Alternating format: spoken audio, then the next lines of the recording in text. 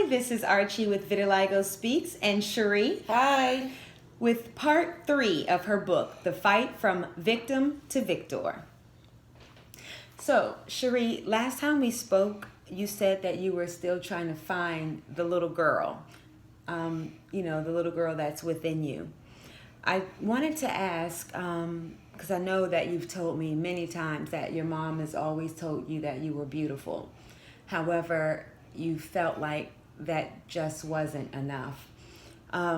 What were the words, or what are the words or actions that you feel like or felt like were needed for you to know that you are beautiful? What are the words?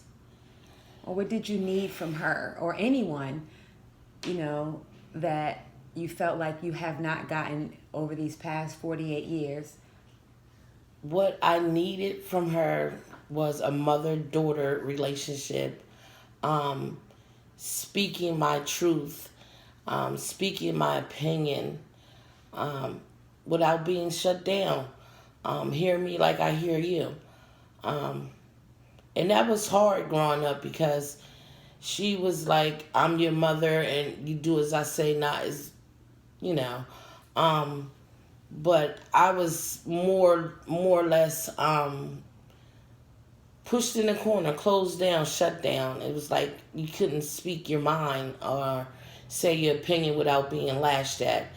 And me, as being me, being lashed at just put me in shutdown mode. I couldn't speak what I wanted to say. Mm-hmm. So, what would you like to say to anyone that you have felt that has taken your voice away? What would you like them to know? That they hurt me. More or less hurting me, more or less than hearing me. Let me speak my truth. Let me speak my opinion. Let me share what is bothering me. Mm-hmm. It's a lot. It's a lot. Like, it's a whole lot. Like, I was abused growing up. I didn't understand it. I didn't know why. You are supposed to be corrected if you're wrong. And I'm okay with being corrected if I'm wrong. But if I'm not wrong, what am I being abused for? Mm-hmm. So it's more so a cycle that has continued, and do you feel like you're unsure of how to end that cycle, or do you feel like that cycle has continued into your relationship that you have with Adam? I'd say at times the abuse is still, like, mentally, it still goes on. As far as my mother, it does. As far as Adam, he will overtalk me. Mm-hmm. Instead of letting me finish what I'm saying to him so he can understand how to deal with me or to deal with any issue that we may have. I just prefer to let me get off what I need to get off my mind and let me express myself so I can move on and keep pushing forward, fighting this abuse battle, fighting within myself. Just hear me. You don't have to say nothing. Sometimes I don't even want you to say anything. I just want you to hear my cry. Mm. And if you can hear my cry, you know my story. At the end of the day, it feels good when you let go of some stuff. I was taught this going through therapy and treatment. Let it be somebody else's bag. It's just no longer yours. So if I can get that off, I feel much better about me, that at least I relieve some pain. I don't have to carry it no more. I shared it and I released myself. Mm-hmm. I know many times you have told me that because you have felt silence and because you have had to cry internally, that you have either tried to put yourself in groups that you know you don't belong into, but you just wanted to be, fit in and be accepted. Or you've also shared with me some, coping mechanisms or vices that you have, resorted or turned to because you didn't really know how to make your baggage someone else's baggage, or how to, let go. Can you talk a little bit about that? Yes. Fitting in, I mean, I wasn't meant to fit in, but I tried to fit in with other people my size, my age, and they were drinking and drugging, and I thought that was the thing to do, and not to deal with the real root of the issue of my pain. So I covered it up by hanging out, going to clubs, underage drinking, smoking marijuana. Then we graduated from drinking and marijuana to crack cocaine. So all those things that I did, still the end result that I'm still feeling this pain because I never even talked about it. I just covered it up. Oh, let me be high. I don't want to deal with it. Oh, this is it. This is what's going on. And really, it wasn't. It was still there. The pain was still there. And I still had to deal with Cherie. How are you dealing with Cherie today? And you have overcome, the drugs. You have overcome, or you have left, the home that was abusive. And are you still trying to fit in somewhere? No, I'm not trying to fit in. I'm trying to discover Cherie. I'm trying to bring out the Cherie that I dreamed about being. Positive, a good motivator speaker, or somebody accomplishing goals, like as far as my high school diploma, GED, and having a beautiful home and a beautiful job, and somewhere that I can be relaxed, and I'm okay with me. I don't have to think about the vitiligo no more. I don't have to let that be stopping me from doing or conquering anything. I need to push through everything that I'm going through. More or less, right now, where I'm at today is that I'm healing. I'm finding a better cope mechanism.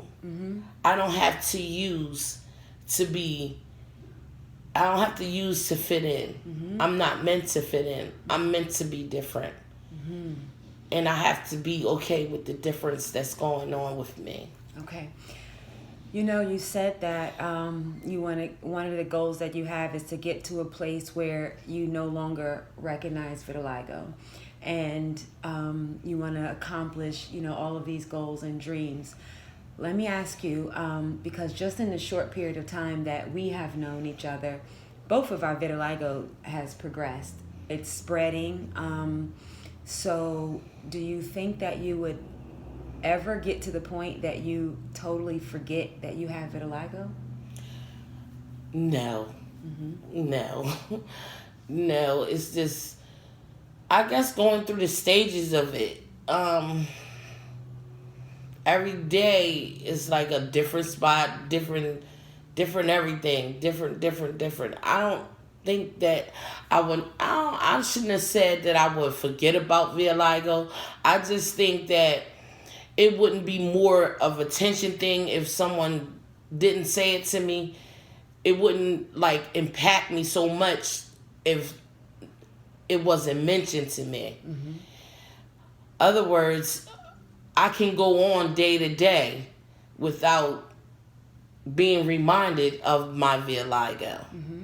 You got ignorant people that's not knowledgeable about it, and they stare and they talk about it, and that just kind of put me in a shell, or I'll just stay in the house. I just won't deal. I just don't want to hear all the questions. I don't want nobody staring at me because That takes me back to the place that I'm trying to get from. Fighting mode, defense mode. What the hell? I mean, like, I don't know. Well, we definitely know that we can't control what others, say to us. However, we can teach people how to treat us, right? Yes. So people are always going to have their opinion. People are always going to say the things that we don't necessarily want to hear. How are you, what is it that you need to heal? Because you've tried therapy, you've tried drugs, you've tried to fit in. What exactly is it that you feel like is the missing element that's keeping you from continuing this road, or this discovery, this road of discovery, or even, like we said, letting go and being on this positive path of healing? Because triggers will be there. What do you need to control the triggers?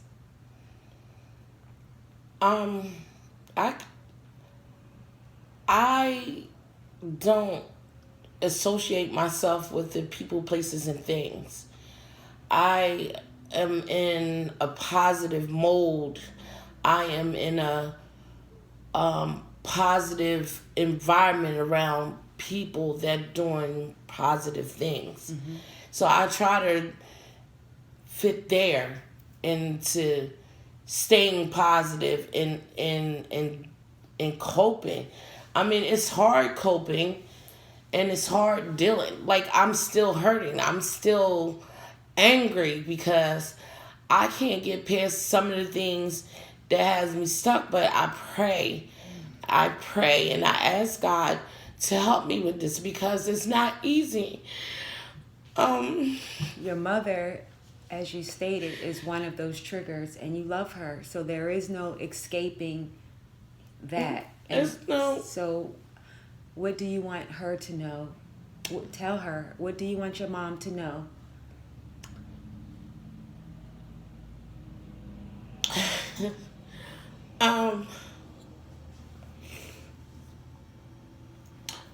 I've always loved my mom, and I've been over backwards for my mom, and I'm always there. That, sometimes I need her to be here for me and let me know that she loves me and that I don't have to hurt no more. I don't have to carry the weight by myself.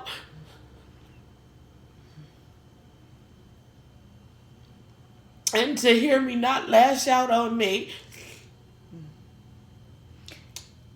I'm a spitting image. I look just like her, and I couldn't for the life of me think, why do she always come at me like that? Why am I the only one feeling like that all the time? I just needed her to be there.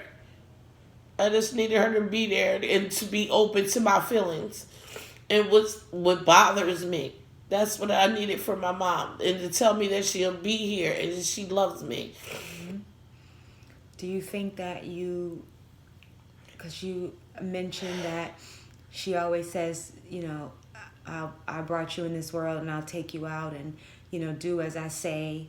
Now that you are an adult, do you still feel like you're that child that's being chastised by your mom? At times when she's angry and I'm trying to figure out, why are you so angry? Why are you always yelling? You don't have to yell to get your point across. We can talk to each other. And that was the major problem. Like, you could never talk. I was always shut down. And as a little girl, I always stuck underneath my mom, like literally underneath my mom. Like, I was shy. I wouldn't talk to nobody, but, now that I'm 48 years old, I guess it's her tone of her voice. And it's like, well, you heard what I said. And I'm like, why are you talking like that? Like, I'm not talking to you like that. I'm respecting who you are because you are my mother. I would never be so angry that I wouldn't let my mother express herself to me. And that's all I wanted in return, was to express myself to my mother. You know, a lot of children are dealing with vitiligo, and we always talk about, because myself, I had vitiligo as a child, and a lot of people talk about being bullied from the outside. But do you think that dealing with vitiligo starts at home, starts with your mom, or it should have started with your mom? Does it hurt more that it was your mother that was either, you know, bullying or using, you know, Phrases. yeah, abusive phrases? Does that make it? Did that make you more angry at those who bullied you on the outside, or do you think that Yeah, because I didn't know how to accept what they were saying at me, because I never got a chance to express myself to my mom.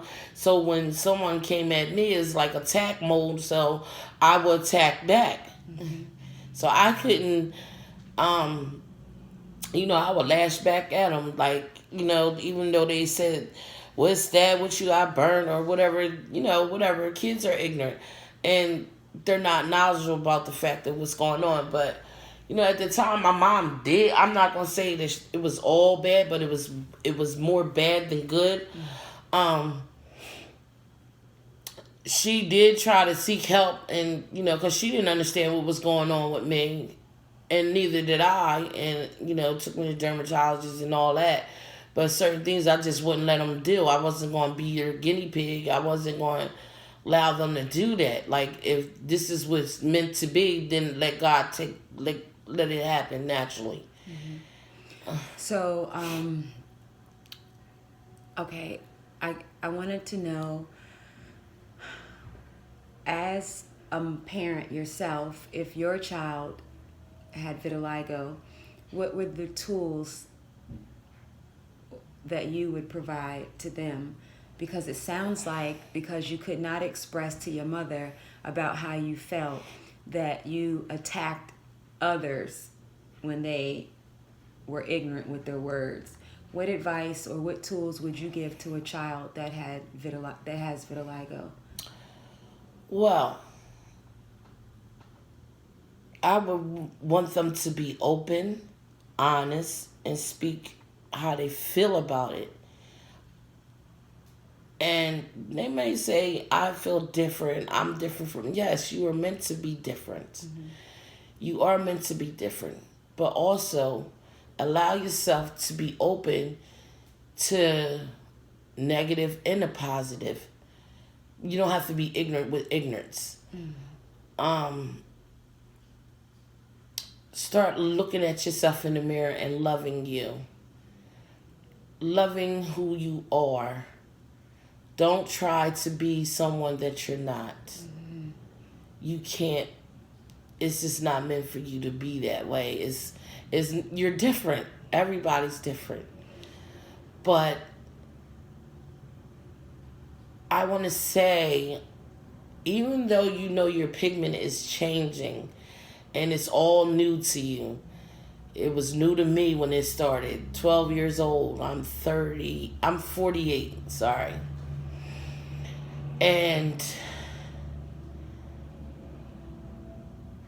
you just have to be more open to their feelings and not, because I'm coming from a hurt place. So and they may, my son didn't have to go through that, and I'm glad that he didn't.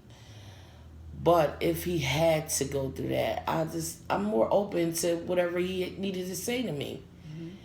So you said that you would give the advice for the little ones that are dealing with vitiligo, is to understand that it comes with, the negative and the positive, but you just have to be open and to look at themselves, in the mirror and know that they are, beautiful, that they are enough, that it's not even really so much about beauty. I think we invest too much in beauty. Mm-hmm. We need to also know that we are smart, that we are unique, that we are able, you know.